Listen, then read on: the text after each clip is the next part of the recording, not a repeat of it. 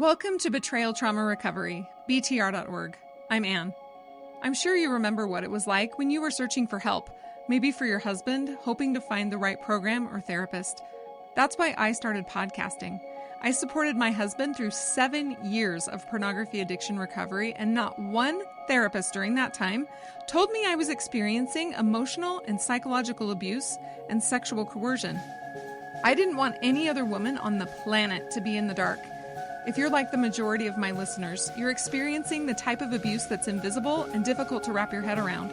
Your husband is using porn or having affairs or lying to you, and you're getting the same bad advice about how to improve communication or your relationship. If you need support from women who totally understand, check out our daily group session schedule at btr.org/group. We'd love to see you in a session today. One simple, anonymous way to help spread the word is to click, follow, or subscribe to the Betrayal Trauma Recovery podcast on your favorite podcasting app. While you're there, every 5-star rating helps make this podcast more visible and will help save other women from getting the wrong kind of help, like a couple program that will make this type of abuse worse. For those of you who follow or subscribe to this podcast, thank you so much. Your support means so much to me. I have Rachel and Megan Wilford on today's episode. They are cousins, and they also recently started podcasting, and their podcast is called The Traumedy Show, which is, of course, a mix of trauma and comedy. And I used to write comedy, and so I'll tell you a little bit about that in relation to you guys as we share today. But welcome, Rachel and Megan. Thank you so much for having us. We're so excited to be here with you. Thank you. When I first found out that my husband was using pornography and that he had this secret life that I didn't know about, we just had a baby. I think had I not had children, then my life would have taken kind of a different turn at that point. But because I had a child, and also because he was saying, I'm going to go to a pornography addiction recovery, and I thought, okay, I'll try and work this out because we've got a kid. Anyway, instead of starting podcasting about that, at that time, I actually started a comedy blog called Coming to Grips. I got a lot of followers, which was fun, but I never wrote about what was actually happening. So I was like processing my pain through the lens of comedy. I think a lot of comedians do that. I've since pulled it from the internet, and when my book comes out, I will be simultaneously publishing my comedy blog so people can kind of read them side by side to be like, okay, this is what was really happening. And then this is how she was kind of processing it. This is the public face that I was showing online. I was telling people in person, but I wasn't really publishing online about it. For my listeners, when my book comes out, then that's going to come out simultaneously so they can read them side by side. I love what you just shared about using comedy to process what you were going through, because that's what we do too. I think we would say that we come from a family of Traumedians. We have a big family and we all lean into dark humor and just laugh a lot. We're a bunch of jokesters. And so when my life started blowing up, I definitely was leaning into comedy about it pretty quickly. The day that I left my ex-fiancé, I started dreaming about what I could do with my whole story, coming up with one-liners about it. I was thinking about like a stand-up comedy set, just dreaming big. And then I ended up getting into another relationship in the winter about 6 months after that also imploded in a similar way. And for about a week after that relationship ended, I was in this really crazy creative processing mode where I was writing all the time and I was so mad and all these words were coming to me. And then all of a sudden I lost it. Like it was like a cord was cut. And I started asking God, okay, where can I channel this now? And so I started concepting our podcast all day long, came up with the artwork, came up with the name, and I invited Megan over and sat her down and pitched it to her, and she was down for it. So that's how the podcast came to be. Let's start with that. This episode is called 5 Ways to Spot Narcissistic Abuse. So as Rachel tells her story, I'm going to flag the things that indicated, hey, this is a situation that is emotionally dangerous, that is psychologically dangerous. So I will be pointing those out as she shares her story. Can you start at the beginning? How did your relationship start? Did you recognize any red flags at first? I would say that there were red flags from the beginning, but I started dating him really young. I was 17 and he was 20, and he was from my same hometown. We had never met before, but he friended me on Facebook, and it was back in the day when everybody was just kind of friending everybody on Facebook. But we quickly started talking and quickly started dating. I'm 29 now. I was with him for about 10 and a half years. And just as a spoiler alert, there's 2 engagements in this story too with him. I can't wait. Can't wait. It's good. So I would say pretty early on, I started spotting lying and hiding things. He pretty quickly put me and his ex in a group chat accidentally a couple months into our relationship. Quote unquote accidentally? Do you think it was on purpose now? No, he had a lot of technological blunders over the course of our relationship that kind of led to me finding things out and the demise of the whole thing. Maybe that's going to be number one red flag, I'm going to say here, is that they do things on purpose sometimes and they make you think it's an accident. That's not your case, Rachel. Sorry, I'm not trying to be like, no, you don't know what you're talking about. That's not what I'm trying to say. In your specific case, it was an accident. But in general, there's strangely the stupidest smart people, or like the smartest stupid people. And victims have a really hard time because they're like, for how smart he is, why is he doing this? And I want to just maybe throw out the idea that one of the things you can look for is that dissonance. When you're like, wait, if they're so smart, why are they doing this thing? And in so many cases, it's actually on purpose to throw people off, to get people confused, to get out of the relationship. And this girl on our podcast, I call her Natasha, and there's more to the story with her. But since our podcast came out, she actually came on and I interviewed her. She reached out to me, and she and I are now friends 11 years later. Yeah, it's pretty awesome. There's a lot of teaming up with the other woman that happened since our podcast. Yeah, so he puts Natasha and I in a group chat, and so she and I have each other's numbers. He sends a picture of him snowboarding, and then a couple months, both to me and her. So is he intending to send it to both of you? Who was the intended person? He was intending to send it to both of us, but he didn't realize that if you put the 2 numbers together, he didn't have an iPhone. He had like a Windows phone. He didn't realize that if you sent it in the same thread, it would go in a group chat at the time. A couple months later, it's my 18th birthday, and he cheats on me with her. He drives down to San Diego to pick her up from the airport. And the next day on my 18th birthday, I get a text from her, since she now has my number, that he came down, picked her up, and made a move on her, and they kissed and all this stuff. I ended up breaking up with him at that time, and then I ended up getting back together with him a week later, and I wish that I never had. This is a crossroads for you. What did he say to groom you to get back together with him? Good question. Maybe this is another red flag. So, number 1, they do things on purpose when you think they do them accidentally. Number 2, there's a point at which you notice, hey, something really bad happened, but also I'm going to give him a second chance. And so many women have this story where like they found out he was having an affair, or they found out he was stealing money from them, or they found out he'd hidden a camera in their bedroom or something like that. Yeah, he definitely was kind of promising me that it was nothing. She just was somebody that needed help, and he went down there. It was nothing. They hadn't been talking, but she had said that he'd been sending her pictures and stuff this whole time and texting her and communicating. And in that conversation, he did threaten suicide when he drove away. Mm-hmm. So I would say that you could think that maybe that's a red flag too. Mm-hmm.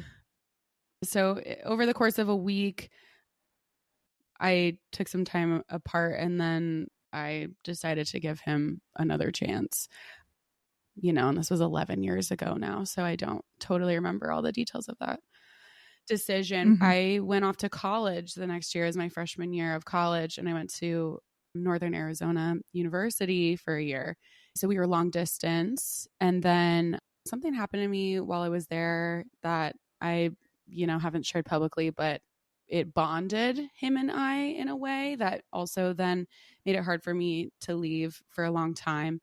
And I ended up coming home from college and went to community college, and he ended up coming home too. And so we were both in our hometown again.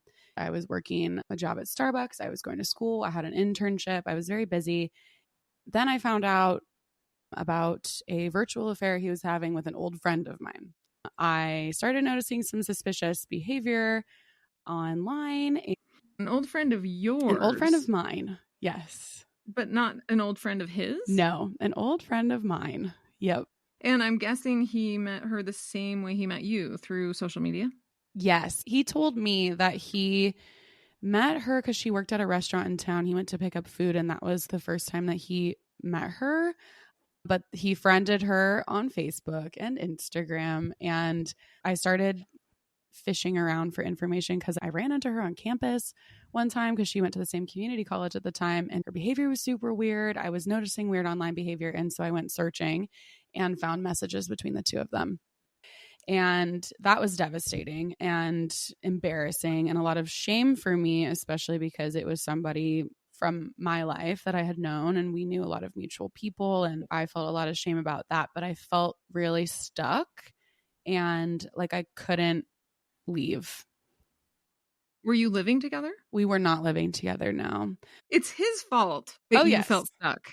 We're putting 100% of the fault on him. So this is not like a victim blaming question, but can you kind of explain that stuckness? The majority of our listeners share children with their abuser. And so in that way, it's very difficult to extricate yourself. So those of us with kids, when we hear people who don't have kids saying they feel stuck, we're like thinking, oh, what was it? But then I want all the listeners to think about when you stayed with him when you didn't have kids, like when you got married. We also were stuck at some point. So to have empathy for that all around. Yeah. And I totally empathize with people that have kids with their abuser. It's really hard to break away. I'm fortunate that that wasn't the case for me. There were a few reasons that I felt stuck. I think this event that bonded us really tied me to him. He was a big support system for me.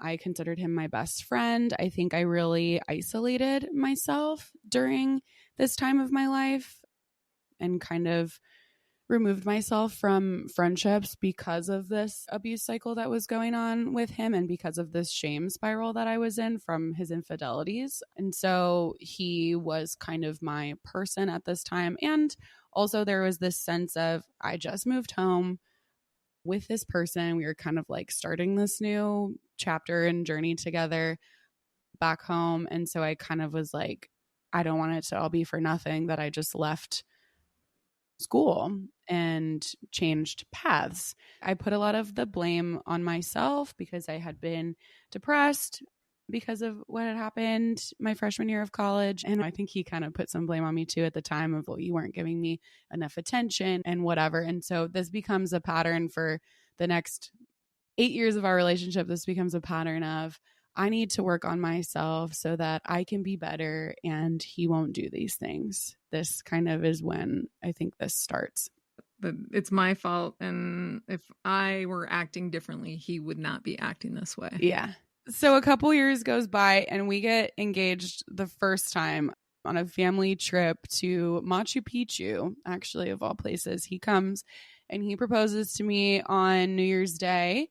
And at this point, I am 22 and I'm a senior in college. I'd been living down in San Diego, going to San Diego State for the past couple years. I was about to graduate. We were looking at apartments. We were planning our wedding and getting ready to start life. And at this point, there hadn't been any signs of infidelity in a couple years. Is this with your family, like your parents and Yes. your brothers and sisters? Okay. How do they feel about him at this time? My dad had actually had a chat with me a couple years prior that he was worried and didn't think that this person was right for me. He saw some signs that definitely gave him pause. And I think my family accepted him, but they didn't love him for me, for sure. And then what's your feeling about your family feeling this way? Did it kind of accidentally bond you closer to him, which does with so many abusers? Because then it's like, okay, well, it's just you and me then against the world, sort of a feeling. Or Absolutely. That's a really good way to describe it. It made me protective, I would say, of him too. And yeah, accidentally bonding me closer to him, this kind of like fierceness of like, we'll prove him wrong kind of a thing. Yeah. So we're going to call that number 3. When something happens where you start to pull away from healthy people that care about you because you're being manipulated and abused by the person. So the isolation kind of starts. Oh yeah. I was definitely isolated. So we are planning this wedding. I'm about to graduate college, and I graduate, and then all of a sudden his behavior starts getting really fishy and weird, and he's kind of just MIA all of a sudden. And one day I'm at his parents' house with him. He goes to the bathroom. I look on his phone, and there are texts with him and a coworker. So he had at this point started an emotional affair, and on our podcast we call this person Grace.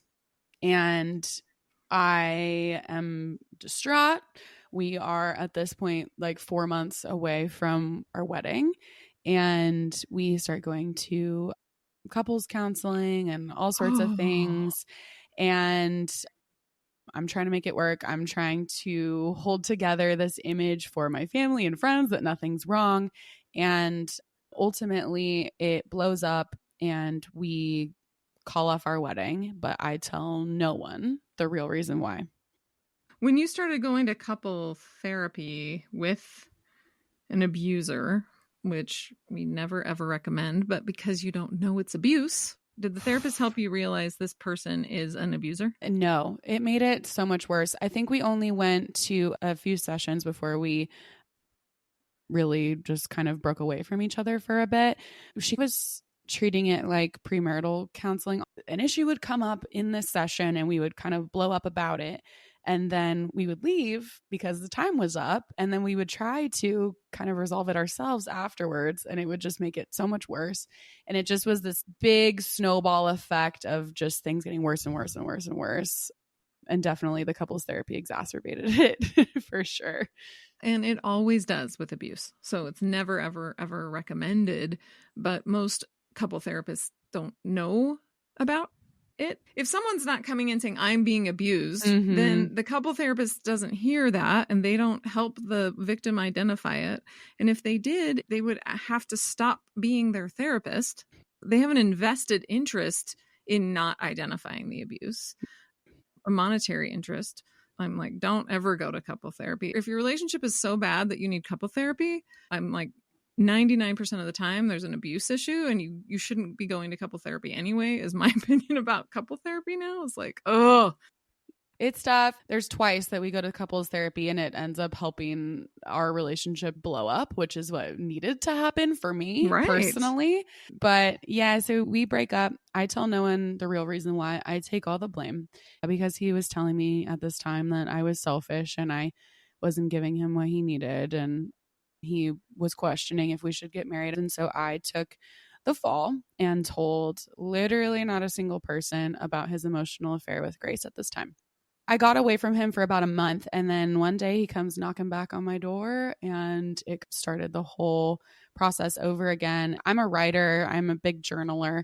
And so at the time I was writing a lot, and this was summer of 2018. And there's a handful of pages from right when I break up with him of like, my mind is clear and I know I don't deserve this. And I'm pointing out so many issues with him. And then he comes knocking back on the door and the rest of the pages of that journal are just anxiety, so much anxiety. And so for the next year, I moved down into an apartment with a friend and kind of just start over. I was having anxiety and panic attacks all the time because he and I were still seeing each other, but there was no label. There was no sort of real boundaries. And he was very secretive, very emotionally shut down. And it was this battle of me kind of trying to get him to open back up and like love me again in a way. And after a year of that, I end up starting to see someone else. And at this time, he and I weren't seeing anybody else, or so he told me, that he was just taking a break. He was taking time for himself. He needed to think about what was going on and just heal.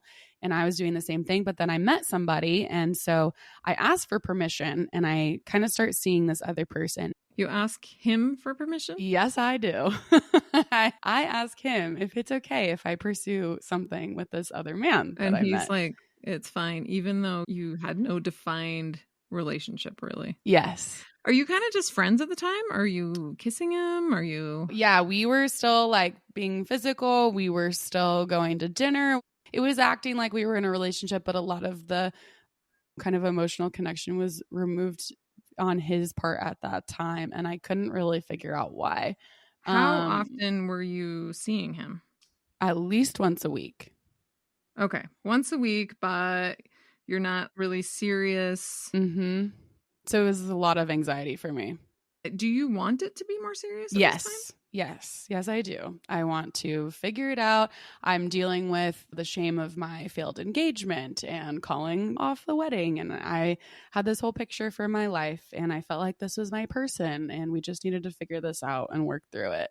So what are your motivations for dating the other guy while you're still being physical with the wolf and seeing him once a week? Yeah, the other guy we call Jack. And I think I saw him as maybe an out. He lives a handful of hours away, so he wasn't close necessarily. So we weren't seeing each other all the time, but I kind of saw him as this like escape and maybe the answer to getting out of what I was in. I felt super stuck and super confused. I just kind of wanted to explore like what else was out there and see if maybe this could be the answer or a different path or something, or maybe in a way too, I was hoping that it would make the wolf think that he wanted to be with me for sure and get more serious and be a little bit upset that I was with this other person even.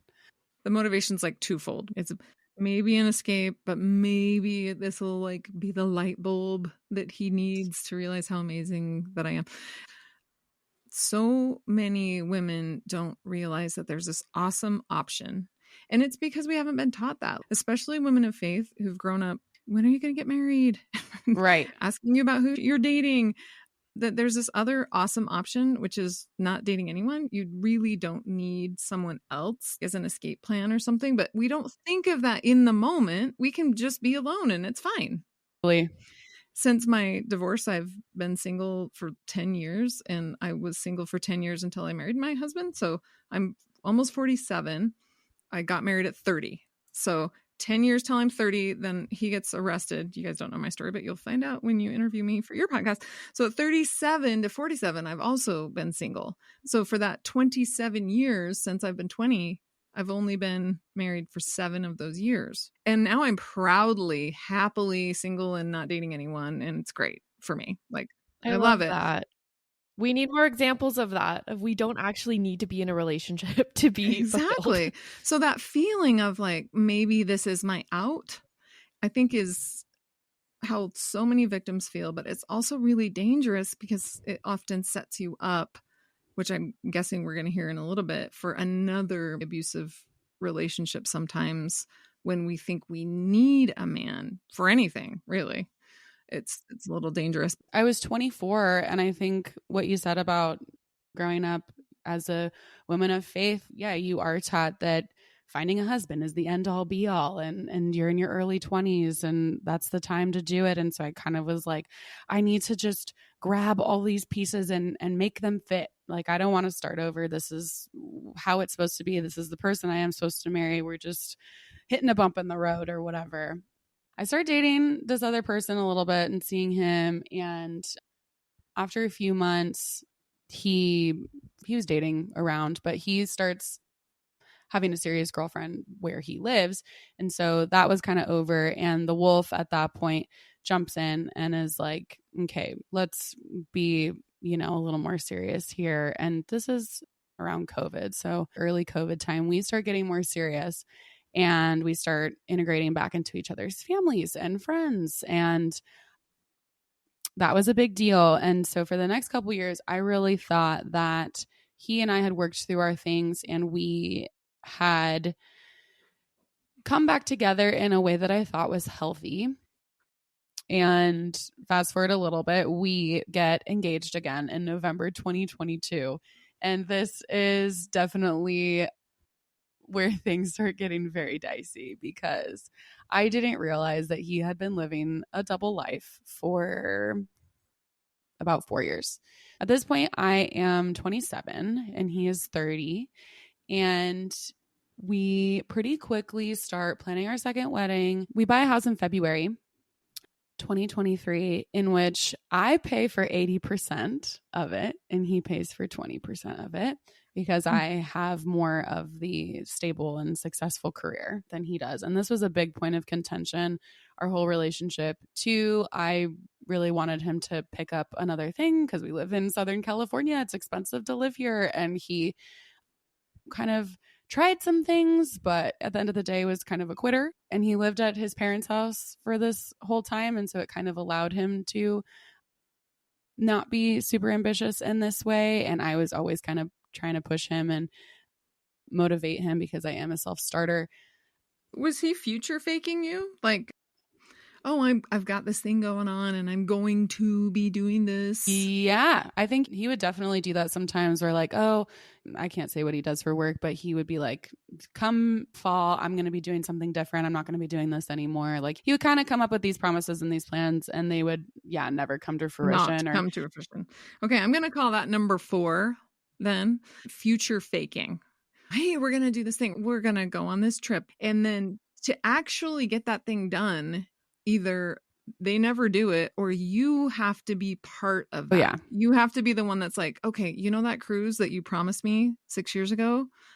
I'm going to be the one that plans it. Then if you end up going, he's like, see, I did this for you. And you're like, no. Lots of victims have applied to college for them or applied to jobs for them or yes. And I was doing this stuff. Yes. So, and that's part of that future faking, resonating right? too. They're like, I'm going to do this. And you're like, okay, you're waiting for them to do it. And then you end up doing it for them. And then it doesn't go very well because they never wanted to do it in the first place. They were just lying to you. Okay. So we're going to call that one number 4, future faking. Yeah. That was a big pattern for us. And I would say too that he was doing that for the second proposal too. He'd be like, this is coming. Let's go look at rings. And then it would be like months would go by and he would waffle. He was promising me the world and it was getting frustrating waiting for it. And so I started getting pushy. And then his proposal was blasé. And Megan has more context on that because she was kind of involved in the very haphazard, last minute put together because he had another girlfriend at the same time. Yep. So we move into our house March 1st, 2023. And he finally starts a new job because now we're paying a mortgage and he started seeing the dollar signs and got a reality check. He starts this new job and in mid-March. So we'd only been living together a couple weeks. And one day he has his phone plugged into the kitchen and a text pops up from a girl. And I ask to see it. And he opens it and it's this very suspicious message about, what are you doing tonight? And it's a coworker from this new job. And I say to him, what is happening here? And he's like, well, she's the one that plans the group get-togethers for all the coworkers. And so I just was trying to see if they were going to play volleyball tonight. And I said, that's not what you asked. You asked, what are you doing tonight? And I said, do you understand how triggering this is for me? Last time we were engaged, you were having this emotional affair. I found text on your phone. Like, this is really, really triggering for me. At that point, I decide to go snooping and I open his laptop and the last place that I look is his trash. And there's a document in there detailing in bullet point format. It's like a diary detailing his whole sexual history with Grace for the last 4 years. The woman that he had an emotional affair with when we were engaged.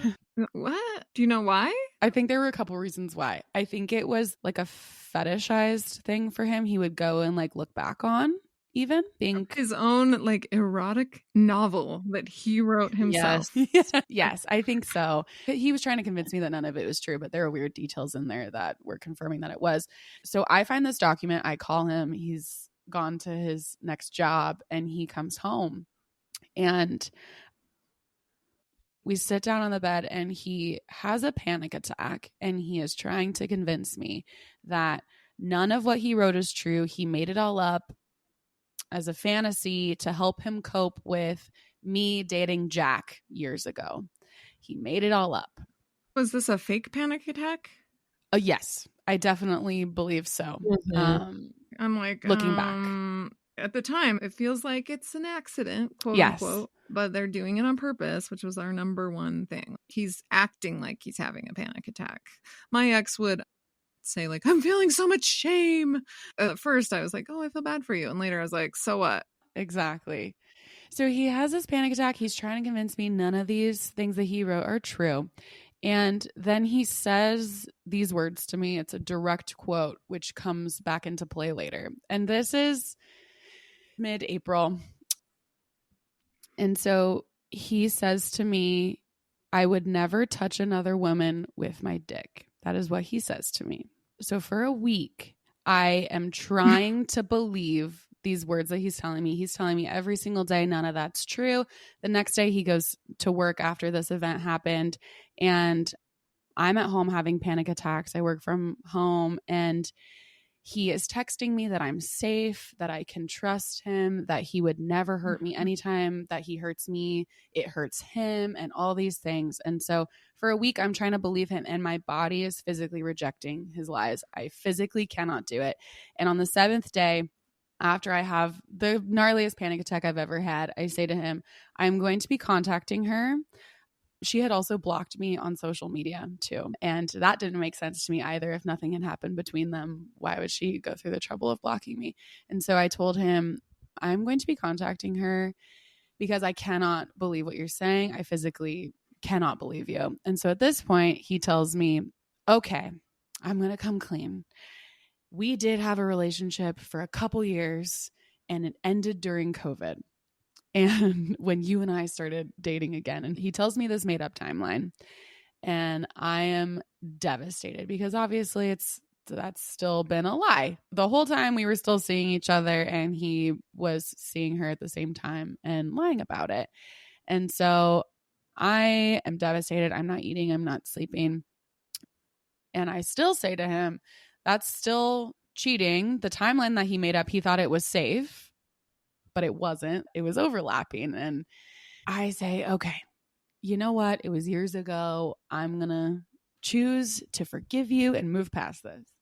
And then we go on my Bachelorette trip in Mexico. And on the last day there, we're all sitting around the table having a great time, playing games. One of my best friends, she gets message screenshots from one of her friends from high school. And he had been sending messages to a girl while I was gone. And this girl was the sister of my friend Sabrina's friend. And so these messages get back to Sabrina. And he had been asking to hang out with this girl while I was gone. And I see these screenshots on her phone the next day in the van on the way to the airport. And I ask her, what the heck are those? And she tells me she was trying to wait until we got home. And I confront him about it. And I'm devastated. I'm having a panic attack in the Cancun airport. My best friends and my sister are on this trip for my bachelorette party celebrating this wedding that we're supposed to have in a couple months. And it's all blowing up again in my face.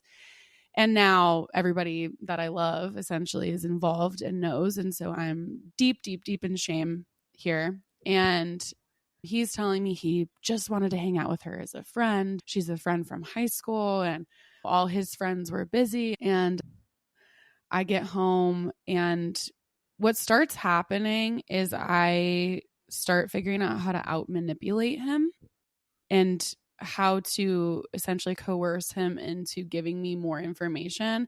So I learned with me saying I'm going to contact her that got him to confess things. And so I kind of do the same thing, and I get him to confess when I get home from Mexico a bunch of virtual affairs that he'd been having for years. He confesses all the ones that he can remember. Is that what he said? That's what he said. Did he say all the ones that I can remember? I want to say number 5 is when they tell you a story like, I never touched another woman with my penis, for example, then they for sure did.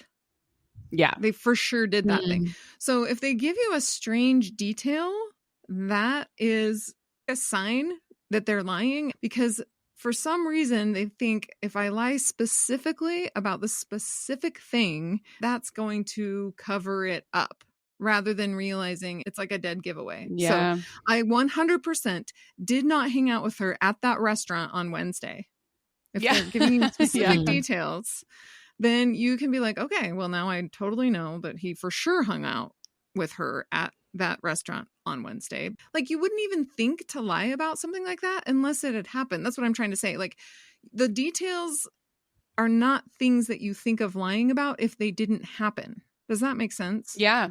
No, that does make sense. So I love that. I think that's where you're going with this, is that he's telling you specific things like, I didn't touch another woman with my penis, and you're just finding out every detail that he told you that he didn't do is the thing that he did. Yes. Oh, yes. He confesses, okay, the relationship with Grace went on longer than I said, and it essentially went on up until he proposed to me a second time.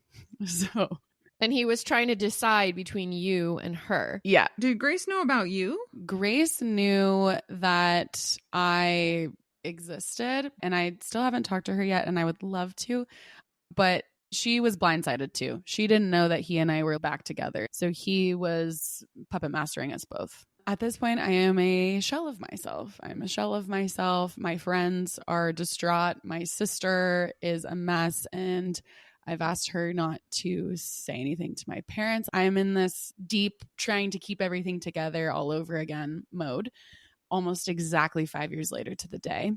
In this mode, are you still really wanting to get married? You're still trying to hold it together because you're still like, this wedding is happening, or? Yes. And he was definitely very much brainwashing me. There was a lot of like spiritual manipulation going on at this point too, that we were going to church and God was giving him these messages and dreams, and he's learned so much. Now we're in mid-June, and I'm basically just like not functioning. One night in June, his phone is plugged in to the charger upstairs, and he's downstairs. And I have already scoured his phone, but I get this weird feeling that I need to go and check his voicemails. And I scroll down all the way to this little section at the bottom that has blocked messages and deleted messages. And there are 2 messages in his blocked messages little tab from very recently, like just a couple weeks prior. And it's a woman, and it's this sultry voice saying how she misses him and hasn't heard from him in a while. And he initially was telling me they just were sending inappropriate messages to each other. It's a coworker from his new job. And over the course of 8 hours, I out-manipulate him at 5 a.m. into telling me that he had slept with her twice in April. He tells me that he told me a lie, that he texted me that he was going to be late coming home from work. And I go back in my text and I figure out when this was. And the first time that he slept with her was the day before I found the document on his computer about Grace. And then the second time was the day after I found the document about Grace on his computer, when he's texting me that I'm safe and, you know, that he would never hurt me and all these things. So I'm finding out about this other 4-year relationship at the same time that he's having an affair with his coworker, a completely different woman. It was a Sunday, went to church, and I screamed in church during worship, "Get me out of this hell." I was so manic at this point. I felt like I was losing my mind. And My family at this time was noticing that something was going on. They could tell my sister was like hiding secrets and like something was not right. And they end up getting some information out of me. And over the course of a few days, they invite me over for a series of interventions. And the last day, my parents tell me, you can't marry this person. We don't support it. We're not going to pay for it. This needs to not be happening. I tell him this, and he essentially shuts down and then kind of tries to manipulate me in these other ways. He starts mocking me like a child and just kind of throwing a lot of tantrums and crying and saying that I'm abandoning him if I'm going to go over and spend time with my family and all these things. And the next day he leaves for work and I take my dog on a walk and I ask God, what am I supposed to do now? And it's June 29th. And I hear God go, open up your journal from 5 years ago. And I open up my journal, and to the day I had written 5 years prior that there's a darkness in him, that he has sexual addiction, that I need to get away from him, all these things. And it was like I was writing it right then. And it snapped me out of whatever brainwash that I was in. And I came back to myself and I just started screaming in my house, no more. I'm not doing this anymore. I'm not giving him another 5 years. Like, this is it. My parents called me in that moment, which was so strange because they had only been texting me that week. And in the middle of this panic, I had them come over and we came up with a plan, and I left him. And over the next few months while we're selling my house and everything, he does some really crazy things. He tells me he's going to get a tattoo of me and all sorts of ridiculous stuff. At that point, Megan and I went on my honeymoon together. Yay! Yeah. After I just left my husband as well. So we were both on her honeymoon, single for the first time in a decade. That's awesome. Just being like, oh, let's start over our lives. And That it was is epic. awesome. Yeah. And that was the beginning of the rest of my life, honestly. So that's my story. Thank you so much for sharing your story, Rachel. So many women that listen to this podcast are going through that same thing, only they are married and they didn't find any of these things out until after the marriage or after they had a kid or multiple children. And so good for you. You always had it in you. That's the thing that kills me about abuse. Sorry. The one thing, no, there's so many things, but is that women are trying to get to safety, right? The whole time you're trying to face it. The whole time you're trying to figure it out. The whole time you were trying to do the right thing. Had you known he is a con man, he is a compulsive liar, he is a narcissist, you would not have been confused. Because you don't know what you're looking at, you're trying to figure it out. And once you figure it out, you're like, okay, I know what to do now.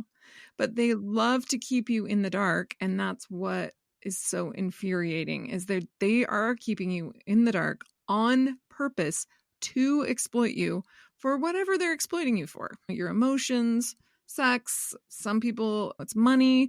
It can be all sorts of things, maybe all of those things combined, but they are exploiters and they want to keep you in the dark. So I'm so, so glad that you were finally able to see the truth. Yeah, me too. I thought that it was a redemption path for us, getting this house and getting re-engaged and all these things. And I am so grateful that we did buy that house and we did live together for a few months, because that allowed me to find out what he had been hiding for years. I really do feel so strongly that I was saved at the final hour twice. And so I just really try to live now and not take it for granted and just lean super hard into life. That's awesome. If you want to hear more of her story and Megan's story, their podcast is The Traumedy Show with Rachel and Megan Wilford. Thank you both for being here today. Thank you so much, Anne. If this podcast is helpful to you, please help us reach other women by following or subscribing and giving us a 5-star rating. Thank you for helping other women find us. If you've already purchased a copy of my book, Trauma Mama, Husband Drama, please circle back and give it a 5-star rating. A lot of women are searching for books about betrayal trauma on Amazon, and rating Trauma Mama will help them find this podcast, which is free to everyone. Your donations keep this podcast going. Go to our website, btr.org, scroll to the bottom, click on Support the BTR Podcast. And until next week, stay safe out there.